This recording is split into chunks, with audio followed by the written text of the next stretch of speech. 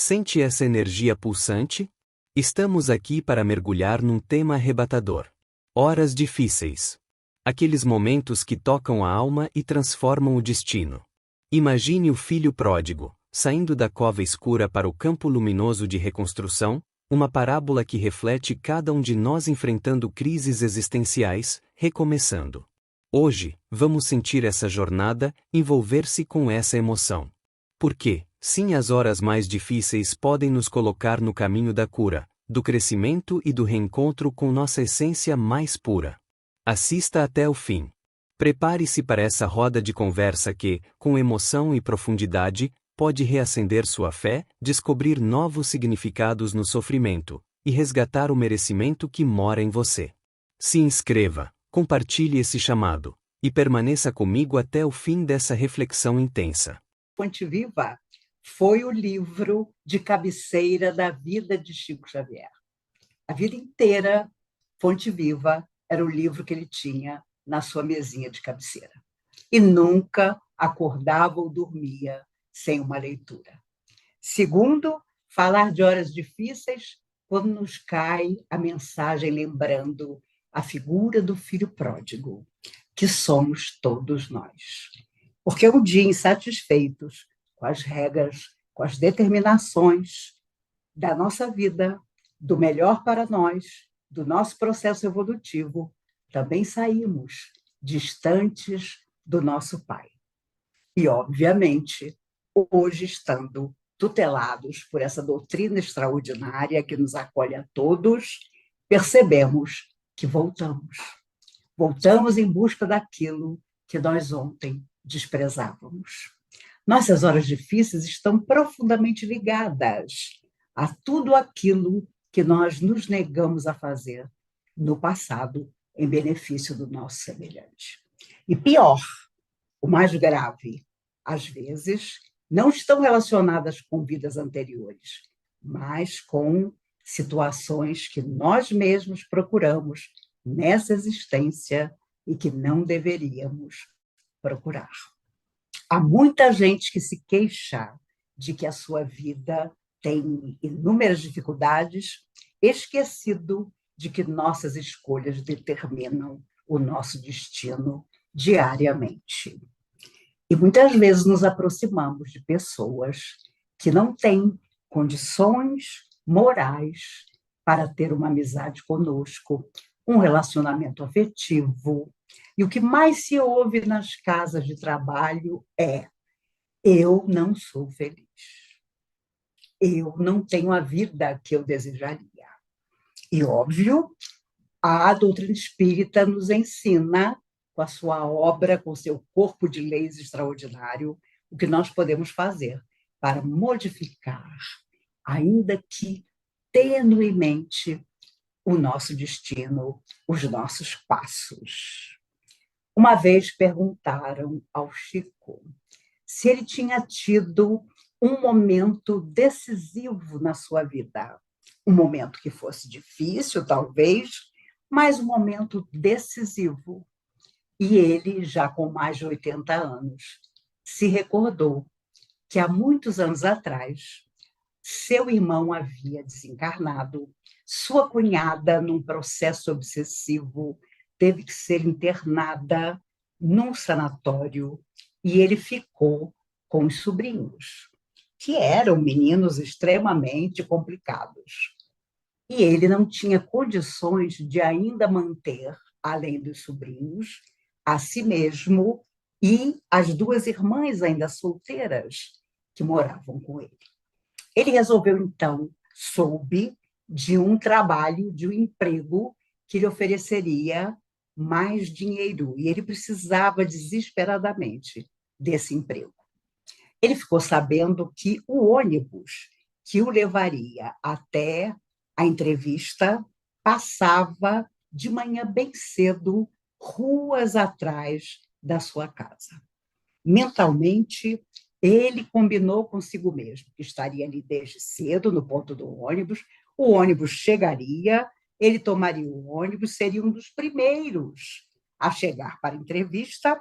Era uma segunda-feira e, quem sabe, ele conseguiria o trabalho de que tanto precisava. E assim foi feito. Ele vai para a rua, vai para o ponto do ônibus de manhã muito cedinho e o ônibus vem vindo. Ele observa que o ônibus vem lá na altura do início da rua e vai se aproximar para que ele pudesse entrar. Mas na hora que o ônibus para à frente dele e que ele vai subir no ônibus, ele escuta uma voz de criança a lhe dizer: tio Chico, não tome esse ônibus não, que eu preciso muito te entregar uma coisa. Quando ele resolveu não subir no ônibus, o motorista do ônibus já olhou meio esquisito para ele, ele viu do outro lado um garotinho dos seus 7 anos, e claro, o motorista do ônibus não tinha obrigação de esperá-lo, arrancou e foi embora.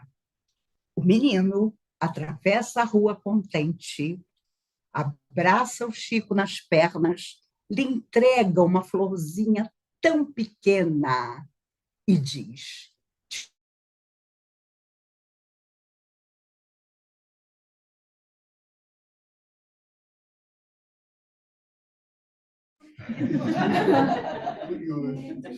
pai percebeu que o coração daquela criança precisava estar com ele naquele momento, um momento decisivo.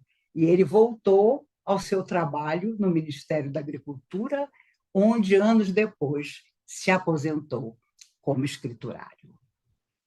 Ele, vivenciando horas difíceis, não só para si mesmo, mas das pessoas em torno que o procuravam, os motoristas de táxi costumavam dizer, ele trabalhava na fazenda Modelo, ele tinha um patrão que gostava muito dele, que respeitava a sua mediunidade, e as pessoas que chegavam iam procurar por ele na fazenda Modelo, porque ele trabalhava o dia todo.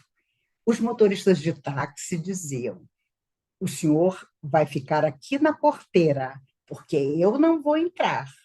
Lá no final, o senhor vai encontrar a casa onde o Chico Xavier trabalha, mas eu não entro aí, porque aí até as vacas incorporam. Tamanho o medo que as pessoas tinham do trabalho e da mediunidade de Chico Xavier. Mas, em 1971, ele surge na televisão, no programa Pinga Fogo, até hoje um recorde de audiência. Tanto que houve um segundo programa, porque não foi possível o público fazer todas as perguntas que desejaria. E ali estava Chico Xavier, com a sua simplicidade, a provar para o mundo inteiro, e principalmente para o Brasil, o que era um verdadeiro seguidor de Jesus. Quando Chico morreu, aos 92 anos, o arcebispo de Uberaba disse no jornal: eu discordava do Chico no que tange à reencarnação, mas eu tenho que admitir que Chico Xavier foi um homem que integralmente fez tudo aquilo que Jesus diz que todos nós devemos fazer. Viveu para o bem de todos. E foi assim que ele viveu. Claro, com horas dificílimas, com problemas de saúde seríssimos.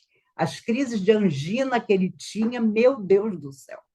Entretanto, hoje, infelizmente, na nossa hora difícil, encontramos motivo para nos afastar do trabalho. Ah, e agora eu sou muito jovem. Ah, agora meus filhos são pequenos. Ah, agora meus filhos são adolescentes e estão dando trabalho. Agora meus filhos se casaram e estão me dando netos. Agora eu ainda não me aposentei. E a vida passa sem que a pessoa encontre um momento real para realmente se dedicar ao outro. Emmanuel sabia da nossa luta, da nossa dificuldade, porque ele também foi homem na Terra. E ele costumava dizer: o único objetivo da alma que vem à Terra é fazer o bem. O único. Mas nas nossas horas difíceis, conheci muita gente ao longo desses mais de 50 anos na doutrina que afirmava: ah, mas eu assisto tantas palestras, eu tomo tantos passes, eu mediunicamente trabalho, eu estudo a doutrina nas fases de estudo, por que que eu estou vivendo situações dolorosas? Nossas situações dolorosas vêm de um resgate do passado, para que nós aprendamos o quanto dói não ter respeitado o outro, não ter aceitado o outro como ele era. E hoje, muitas vezes, a solidão nos atinge. Emmanuel dizia: solidão é pausa de reajuste afetivo. Nos dias que correm, há tanta gente sozinha e inconformada. Há tanta gente enferma, com graves enfermidades, quando os espíritos amigos nos lembram que tudo, qualquer enfermidade, começa na nossa mente e nos sentimentos do nosso coração. Afirmam categóricos, como o doutor Menezes, que no dia em que os médicos se conscientizarem disso, a cura para as mais graves enfermidades acontecerá. Me recordo que há muitos anos, no trabalho de tratamento físico-espiritual que a comunhão tinha, e tem até hoje, mas na época, através de Dona Irene Carvalho, a orientadora da nossa comunhão por tantos anos, até o seu desencarne, há poucos anos, aos 95 anos, Dr. Bezerra dizia: a cura do câncer é tão fácil.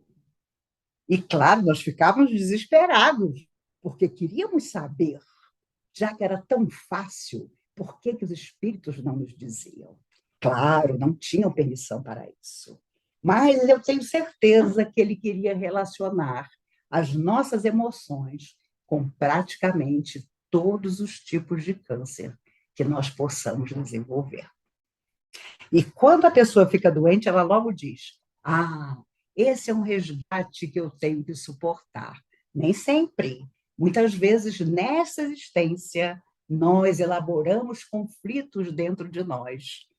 Conflitos que surgem, às vezes, de não perdoar, de não entender, de não nos esforçarmos, como o filho pródigo, que, ao perceber que não era feliz no seu destino, retorna à casa do pai.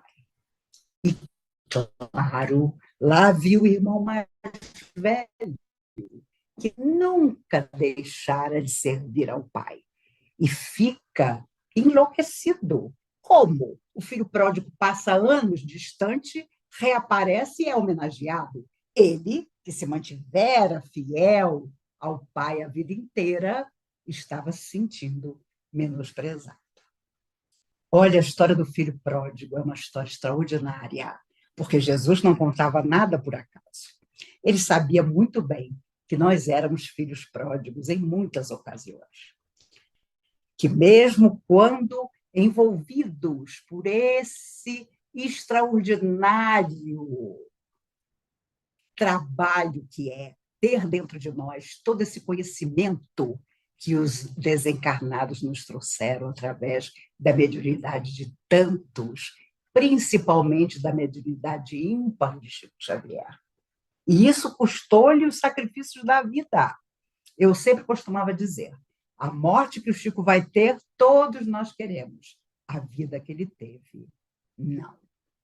Vida de sacrifício, vida de renúncia, vida de andar pela rua e as pessoas atravessavam para outra calçada para não cruzar com ele. Meus avós já eram espíritas na década de 30 do século passado e ficavam sentidíssimos, magoados pelo que os amigos falavam de Chico Xavier. Então, em 71, quando ele aparece e traz doutrina espírita de uma forma absolutamente extraordinária, respondendo às questões, transmitindo mensagens, as pessoas ficaram boquiabertas. Meu Deus, então é isso que é o Chico Xavier? É isso que é a doutrina espírita? E aí nós vivemos o contrário. Eu me recordo de que as pessoas evitavam falar que eram espíritas. Hoje, se você chega numa festa, já me aconteceu muitas vezes, as pessoas só se aproximam de você para contar sonho, para contar que a casa do fulano é mal assombrada, para falar de si mesmos. O que você acha que está acontecendo comigo? Virou uma coisa, nossa, fulano é espírita. Fulano entende mais do que eu. Da vida além da morte. Isso é uma responsabilidade tremenda para nós. Eu não sei como é que nós conseguimos viver horas difíceis em desequilíbrio, em depressão, porque não há tempo para isso. Nós somos os últimos trabalhadores mesmo. E os espíritos amigos cansam de nos dizer que fomos bem avisados pelos nossos mentores que esta, a atual, seria uma vida decisiva para nós, em que, em definitivo, nós teríamos que fazer a nossa escolha. Ou o bem, ou aquilo que não é bom e que nos perturba e que nos tira do caminho que nós prometemos seguir. Os amigos espirituais cansam de contar histórias de pessoas que, ainda no mundo espiritual, tendo condições, porque não é todo mundo que tem condição de fazer escolhas para a próxima vida, a maioria vem num processo quase imediato de reencarnação, e muitas vezes são os mentores daquela alma que fazem determinadas escolhas necessárias para ela. Mas nós, que nos dizemos mais espiritualizados, provavelmente já tivemos a chance de, da última vida para cá, fazer nossas escolhas antes de vir. E eles cansam de contar que as pessoas chegam lá e dizem, olha, eu quero ter 4 filhos. Aí o mentor diz, olha, 4 não vai dar certo. Que tal 2? Não, eu quero 4. Olha, se você fica muito tempo sem encontrar uma pessoa, quando você a encontrar, tanto você como ela estarão diferentes. E os espíritos contam que nesta nossa atual vida, nós fizemos questão de trazer para junto de nós, como família, como casal, como filhos, pessoas das quais estávamos distanciados há séculos. Daí, estarmos em 2024 e as crises de família, de convivência, no trabalho, ficam cada vez mais difíceis. É como se, de repente, deixássemos de nos entender, de acreditar que, é claro, do outro virá para nós uma lembrança feliz ou não. Um dia, na verdadeira existência, porque a Terra é um estágio que pode durar 80, 90, 100 anos, 30, e da qual nós prestaremos conta. Exatamente como o filho pródigo, cujo pai o abraçava e queria saber como tinha sido a sua vida longe. E ele só tinha lágrimas para contar. Ele passou fome, miséria, e ele pensava, meu Deus, na casa de meu pai eu tinha tudo, por que eu fui embora? A mesma coisa que um dia nossa alma pensou. Por que eu fugi do Evangelho? Por que eu fugi dos ensinamentos de Jesus? Os espíritos contam que muitos de nós, os espíritas de hoje, ouvimos da boca do próprio Cristo o Sermão da Montanha. Estávamos lá e, obviamente, não nos deixamos seduzir pela beleza extraordinária daquele convite eterno. Fizemos todas as besteiras possíveis e até hoje estamos atrás dele. Estamos recompondo as nossas múltiplas existências para, enfim, recomeçar. Óbvio, um dia fora da matéria, quem vai falar de nós? Os corações que nos tiverem cercados.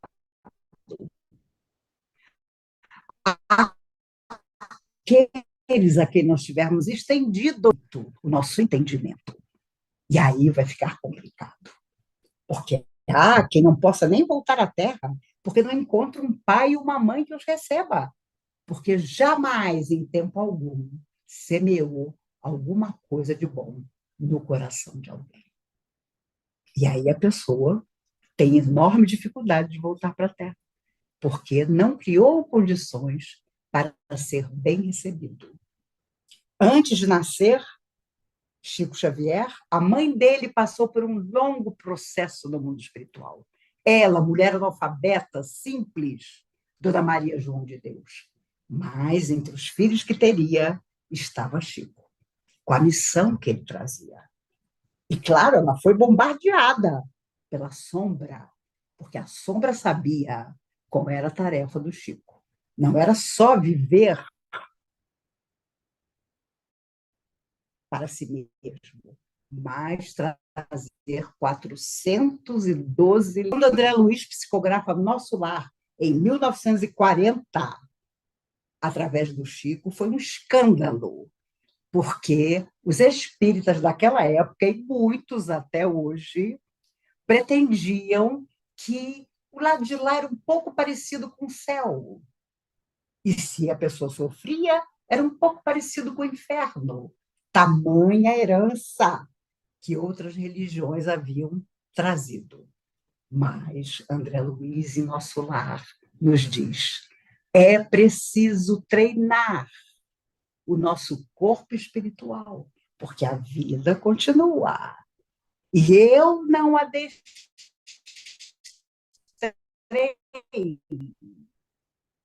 a minha energia, o meu corpo espiritual para continuar vivendo. Ou seja, sofreu no mundo espiritual. Foi um sanitarista, um homem respeitado na sociedade, mas caiu na situação de absolutamente ignorar toda a realidade dos espíritos, da continuação da vida além da morte. É claro que nas nossas horas difíceis nós temos todo o direito de pedir às forças do bem que nos apoiem, que nos abençoem, que possam nos intuir na melhor decisão a tomar. Entretanto, nós às vezes damos aos espíritos invisíveis um poder que eles não têm. Nós é que temos que decidir. Por isso existe o livre-arbítrio, a livre vontade. Você pode mudar todos os dias a sua vida, para melhor ou para pior. Eu tenho 66 anos e a maioria das pessoas que comandam os países tem a minha idade e só estão fazendo coisas difíceis.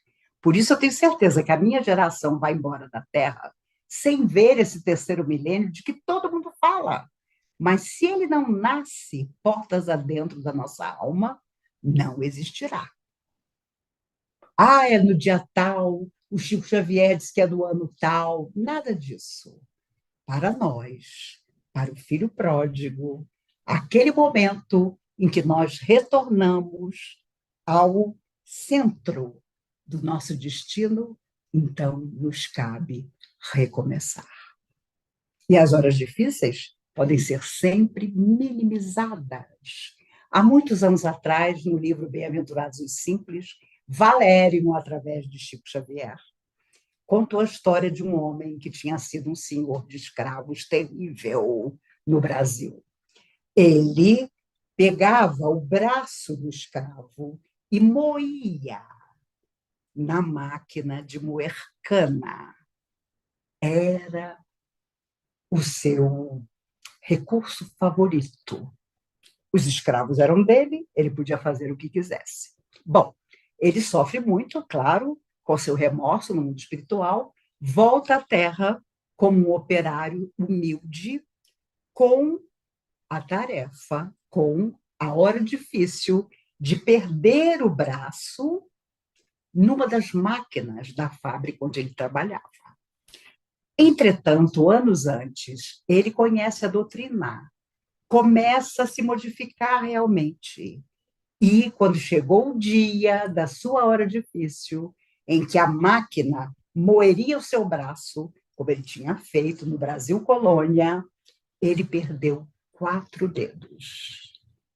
Porque o mundo espiritual considerou que era a hora dele ter também merecimento. Claro, ele ficou revoltadíssimo, porque tinha perdido os 4 dedos, e foi preciso que os espíritos amigos, através das horas de sono, mostrassem a ele o que ele tinha feito com os escravos de ontem, e ele acordou então, dando graças a Deus, porque tinha tido o merecimento de manter o braço e de perder só 4 dedos. No fundo, a nossa hora difícil é bem assim. Se soubéssemos por que ela chega até nós, se ela vem do passado, entenderíamos que sempre há misericórdia divina, não só a justiça. Por isso Chico dizia, graças a Deus, é a misericórdia divina que nos mantém a vida. Se fosse a justiça, nós não aguentaríamos, porque somos todos devedores. Então, se com a mesma matriz, com a mesma medida com que nós fizemos sofrer, sofrêssemos agora, sem nada de merecimento, de atenuante, nós estaríamos em situação muito complicada. Porque, com certeza, tantos de nós já tivemos poder de vida e de morte sobre muita gente. E, às vezes, uma existência humilde, simples, cheia de dificuldades, até para estudar. Conhecemos tantas pessoas assim. Traduz os poderosos de ontem. Aqueles que podiam ajudar a muita gente e que, ao contrário, tiraram as possibilidades do semelhante. Não há coisa pior do que isso. Você poder fazer o que é bom e não fazer. Você poder contribuir para a sociedade positivamente e, ao contrário, lançar o descrédito e a loucura na vida dos outros. Hoje nós somos o passado em forma de presente. Verifiquemos bem se as nossas doenças não estão relacionadas com profundas situações que nós criamos em vidas que já se passaram e que agora se resumem em enfermidades que, com uma boa segurança, um bom conselho médico e medicamentos, nós podemos solucionar. As pessoas hoje anseiam viver 100 anos.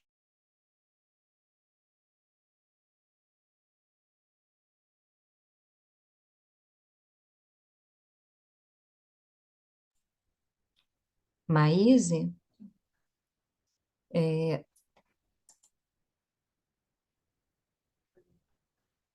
deu uma pausa, nós não estamos mais vendo ou ouvindo você.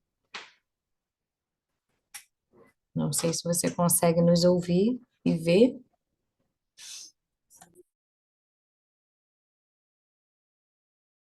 Voltei. Pronto, já estamos vendo e ouvindo Estou novamente. de volta. Uhum. E o extraordinário é imaginar que, a essa hora, nós estamos aqui satisfeitos por pensar um pouco sobre nós mesmos. A doutrina espírita nos possibilita isso sempre, quando a estudamos, quando a exercitamos, quando colocamos em prática todos os conselhos maravilhosos que as almas daqueles que já foram homens e que se preocupam com a nossa estadia aqui na Terra nos possibilitam ter.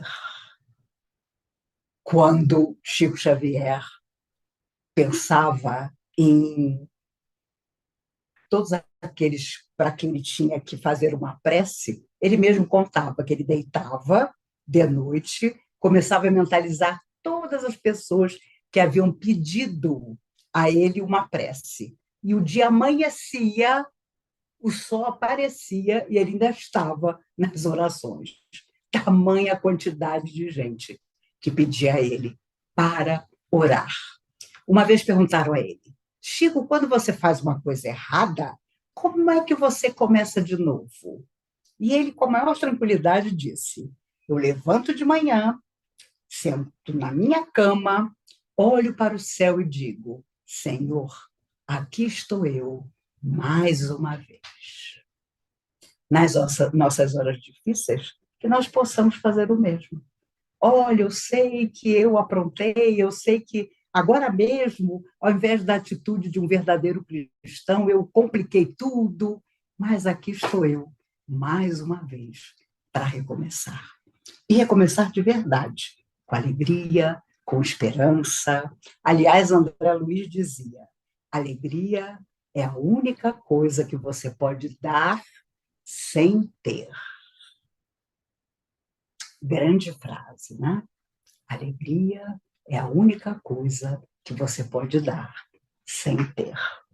E de tanto nós darmos alegria aos outros, a alegria acabará dentro de nós.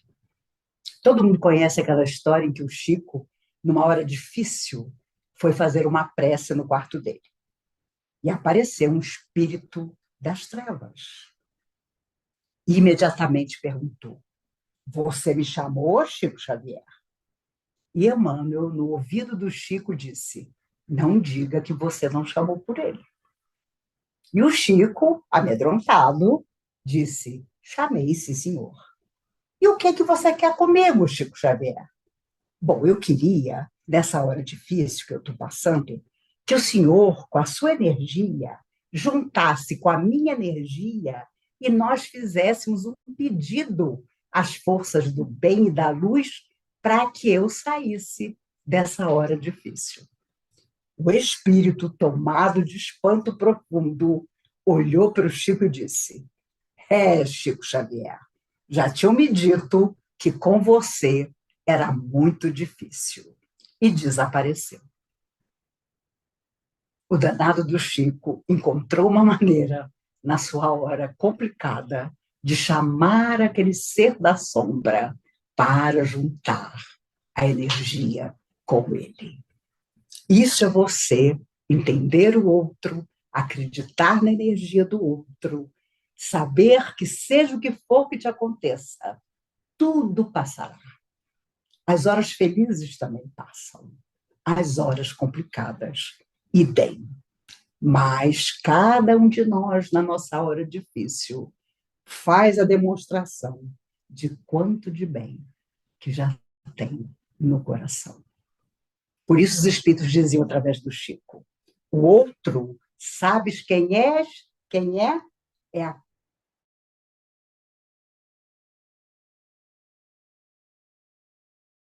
O outro será sempre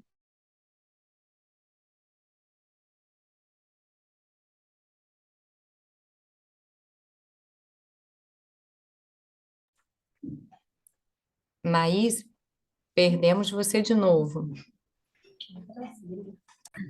na verdade, na verdade, fico feliz demais em que pessoas como vocês, queridos, estejam aí, porque serão todos multiplicadores dessas obras maravilhosas que precisam ser estudadas, lidas e relidas. Eu confesso a vocês que a cada 2 anos eu releio as obras de André Luiz através do Chico, todas.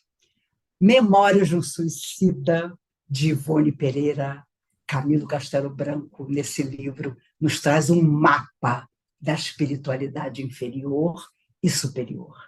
Escrito em 1927, é uma obra imperdível.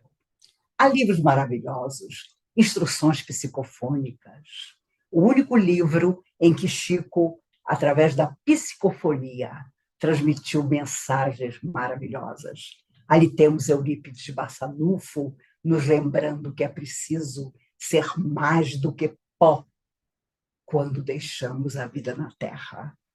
Há espíritos magníficos que se comunicam e almas suicidas também plenamente desejosas de contar o seu conflito, a sua história. Era tamanha a mediunidade do Chico que chegou um dia que Emmanuel disse: acabou, porque a tarefa do médium é a psicografia, a psicofonia não. Mas Arnaldo Rocha, então viúvo de Memei, juntou tudo e lançou o livro Instruções Psicofônicas. Um livro magnífico. Palavras de Vida Eterna. Que livro de mensagem extraordinário. Meu Deus, podíamos passar a noite aqui falando dessas obras que nos sustentam nas nossas horas difíceis, que colocam em nossa mente novas ideias. E vamos nos renovando, e vamos acreditando que o dia de amanhã, como dizia Emmanuel, vem perto para todos nós. Então, se algo eu podia desejar para todos nós, é que as horas difíceis tenham o significado do aprendizado. E as horas felizes, vamos aproveitá-las todas, com muita alegria e vontade, porque também vamos nos perguntar um dia se nós fomos felizes. não só se fizemos os outros felizes. Vamos nos perguntar se nós fomos felizes também. Então, eu me lembrei de uma história maravilhosa, que é a história de uma doação que eu jamais faria, por isso eu gosto de contá-la. Uma senhora perdeu o único filho por suicídio no estado do Ceará, aqui no Brasil. O rapaz, vítima de uma depressão profunda que não soube vencer, tirou a própria vida. Ela, muito católica, começou a escutar as amigas dizerem: por que você não vai a Uberaba? Vá a Uberaba, para, quem sabe, o Chico receba alguma notícia do seu filho. Ele foi um suicida, com certeza não vai se comunicar por si mesmo, mas quem sabe o Chico não te diga alguma coisa. Ela resolveu ir. Chegou tão de madrugada que pegou a ficha de número 1 para estar com o Chico. Eram 30 fichas diariamente distribuídas. Imagine você conseguir pegar a ficha de número 1. Com certeza você falaria com o Chico. E à noite é que haveria a fila e todo mundo que tinha um número estaria com o Chico Xavier. Ela então voltou para o hotel e ficou esperando. Quando ela volta para a porta do centro, uma senhora desesperada para um carro de luxo na rua, desce enlouquecida ao ver que as 30 fichas tinham sido distribuídas de manhã, quando ela não sabia. E ela gritava desesperada: eu sou a mais infeliz das mães. Eu perdi meus 2 filhos num acidente de carro. Meu Deus, e agora eu chego aqui, todas as fichas foram distribuídas, eu não vou ver o Chico, não vou ter notícia dos meus filhos. Aquela senhora, com a ficha de número 1, pensou: meu Deus, ela perdeu 2 filhos. Eu vi partir um filho. Os filhos dela morreram num acidente inesperado de carro. Meu filho buscou o próprio destino através do suicídio. Ela então vai até aquela mulher e lhe dá a ficha de número 1. E volto a dizer, eu jamais faria isso no meu egoísmo, mas ela fez. Ela entregou a ficha de número 1 para aquela mulher descabelada e resolveu voltar para o hotel. No dia seguinte, ela ia embora para a cidade dela, porque, naturalmente, ela não falaria com o Chico. De madrugada, o gerente do hotel bate na porta dela. Dona Fulana, o Chico Xavier mandou chamar a senhora. Aí ela abriu a porta e disse: olha, deve haver algum engano, porque eu tinha, sim, uma ficha para falar com o Chico. Era a ficha de número 1, mas eu entreguei para outra mãe. Não, ele falou que a senhora mesma. Falou o número do quarto, que a senhora estava, tudo direitinho. Ele pediu para a senhora ir lá. Lá vai ela de madrugada pelas ruas de Uberaba. Quando ela entra no centro, o Chico começa a ler a seguinte mensagem: minha mãe, você sabe, eu tirei minha própria vida. Não era para eu estar aqui. Mas na hora que você cedeu a ficha de número 1 para aquela outra mãe, Emmanuel apareceu e me disse: levanta, meu filho, que sua mãe precisa ter notícias suas. Por causa da sua generosidade, da generosidade de doar a ficha de número 1, o filho suicida ali estava. E os filhos daquela outra mãe não se manifestaram, porque aquela era a madrugada dela, de receber a mensagem do filho. Por isso, nas nossas horas difíceis, quem sabe não tenhamos uma ficha número 1 para dar a outra pessoa. Não importa o que essa ficha número 1 signifique, mas ela será sempre uma doação de amor que retornará para todos nós. Combinado? Você chegou até aqui e agora percebe. Nas horas difíceis floresce o merecimento. Nas provações, a luz interior desvenda caminhos. Lembre-se da generosidade daquela mulher que doou sua ficha para outra. Mesmo em dor, um ato de amor reverberou e salvou vidas. Isso também é justiça divina. Você tem a capacidade de transformar. Com uma palavra, um gesto, uma oração, pode acender esperança onde parecia só restar escuridão. Esse é o recomeço real, com misericórdia, coragem e fé. Então, agora convide sua alma à ação. Compartilhe esta mensagem com quem está enfrentando sua própria tormenta. Deixe nos comentários o que arde dentro do seu coração. E se inscreva. Vamos seguir juntos nesta jornada de superação e luz.